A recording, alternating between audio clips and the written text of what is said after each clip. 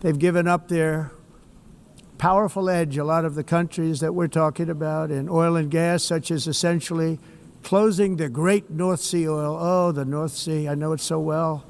Aberdeen was the oil capital of Europe, and there's tremendous oil that hasn't been found in the North Sea.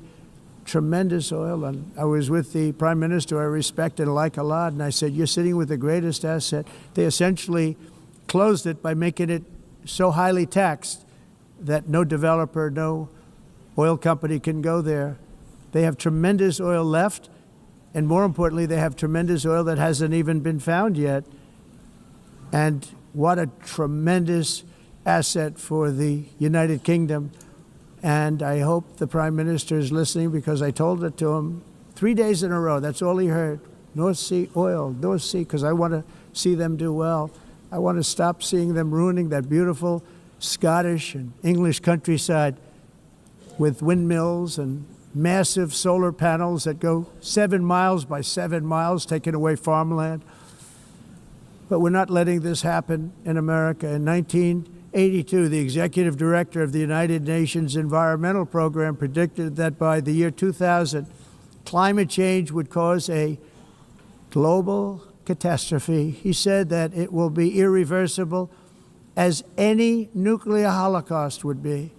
This is what they said at the United Nations. What happened? Here we are. Another UN official stated in 1989 that within a decade, entire nations could be wiped off the map by global warming. Not happening. You know, it used to be global cooling. If you look back years ago in the 1920s and the 1930s, they said, global cooling will kill the world. We have to do something. Then they said global warming will kill the world. But then it started getting cooler. So now they could just call it climate change, because that way they can't miss. It's climate change. Because if it goes higher or lower, whatever the hell happens, there's climate change. It's the greatest con job ever perpetrated on the world, in my opinion. Climate change, no matter what happens, you're involved in that. No more global warming, no more global cooling. All of these predictions made by the United Nations and many others, often for bad reasons, were wrong. They were made by stupid people that have cost their countries fortunes and given those same countries no chance for success. If you don't get away from this green scam, your country is going to fail. And I'm really good at predicting things, you know. They actually said during the campaign, they had a hat, the best-selling hat. Trump was right about everything. And I don't say that in a braggadocious way, but it's true.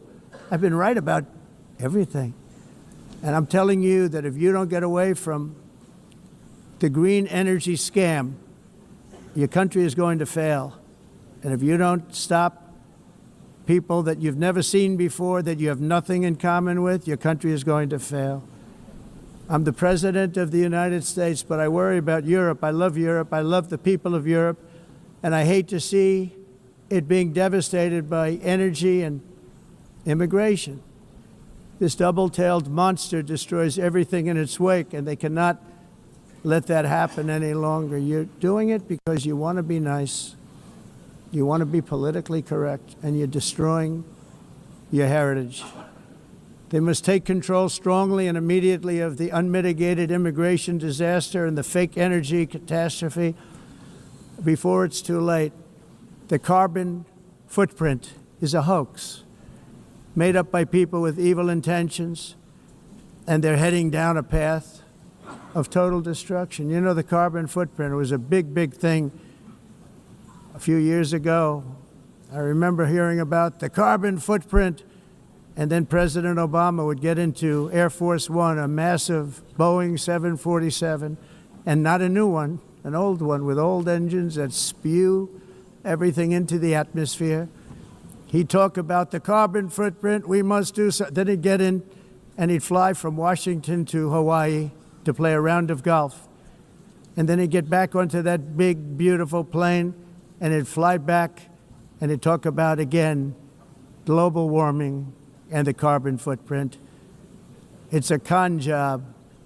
At extreme cost and expense, Europe reduced its own carbon footprint by 37%. Think of that.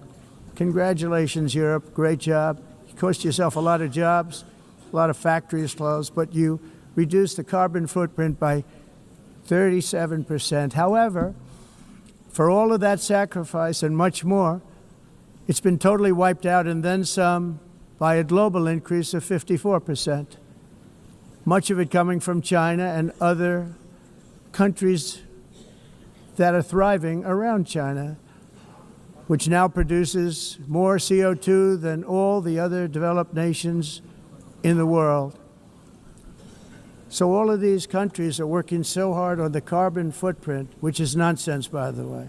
It's nonsense. You know, it's interesting. In the United States, we have still radicalized environmentalists, and they want the factories to stop. Everything should stop. No more cows. We don't want cows anymore. I guess they want to kill all the cows. They want to do things that are just unbelievable, and you have it too. But you know, we have a border, strong, and we have a shape, and that shape doesn't just go straight up. That shape is amorphous when it comes to the atmosphere. And if we had the most clean air, and I think we do, we have very clean air. We have the cleanest air we've had in many, many years. But the problem is that other countries, like China, which has air that's a little bit rough, it blows. And no matter what you're doing down here, the air up here tends to get very dirty because it comes in from other countries where their air isn't so clean. And the environmentalists refuse to acknowledge that. Same thing with garbage. In Asia, they dump much of their garbage right into the ocean. And over about a 1 week and 2 week journey, it flows right past Los Angeles. You've seen it. Massive amounts of garbage, almost too much to do anything about, flowing past Los Angeles, past San Francisco. And then somebody will get in trouble because he dropped a cigarette on the beach. The whole thing is crazy. The primary effect of these brutal green energy policies has not been to help the environment, but to redistribute manufacturing and industrial activity from developed countries that follow the insane rules that are put down to polluting countries that break the rules and are making a fortune. They're making a fortune. European electricity bills are now 4 to 5 times more expensive than those in China, and 2 to 3 times higher than the United States. And our bills are coming way down. You probably see that our gasoline prices are way down. You know, we have an expression, drill, baby, drill, and that's what we're doing. We're going to be much lower in a year from now. But they've come way down over the last year. As a result, every air conditioner is like very uncommon to see one in some of these countries because the electric costs are so high. So while the U.S. has approximately 1,300 heat-related deaths annually, that's a lot, Europe loses more than 175,000 people to heat deaths each year because the costs are so expensive you can't turn on an air conditioner. What is that all about? That's not Europe. That's not the Europe that I love and know. All in the name of pretending to stop the global warming hoax. The entire globalist concept of asking successful industrialized nations to inflict pain on themselves and radically disrupt their entire societies must be rejected completely and totally, and it must be immediate. That's why in America I withdrew from the fake Paris Climate Accord, where, by the way, America was paying so much more than every country. Others weren't paying. China didn't have to pay until 2030. Russia was given an old standard that was easy to meet, a 1990 standard. But for the United States, we're supposed to pay like $1 trillion. And I said, this is another scam. The fact is, the United States has been taken advantage of by the world for many, many years, but not any longer, as you probably noticed. I unleashed massive energy production and signed historic executive orders to hunt for oil, but we don't have to do much hunting because we have the most oil of any nation anywhere, oil and gas in the world. And if you add coal, we have the most of any nation in the world. Clean, I call it clean, beautiful coal. You can do things today with coal that you couldn't have done 10 years ago, 15 years. So I have a little standing order in the White House. Never use the word coal, only use the words clean, beautiful coal. Sounds much better, doesn't it? But we stand ready to provide any country with abundant, affordable energy supplies if you need them, when most of you do. We're proudly exporting energy all over the world. We're now the largest exporter. In the United States, we want trade and robust commerce with all nations, everybody. We want to help nations. We're going to help nations. But it must also be fair and reciprocal. The challenge with trade is much the same with climate. The countries that followed the rules, all their factories have been plundered. It's really sad to watch. They've been broken. They've been broken by countries that broke the rules.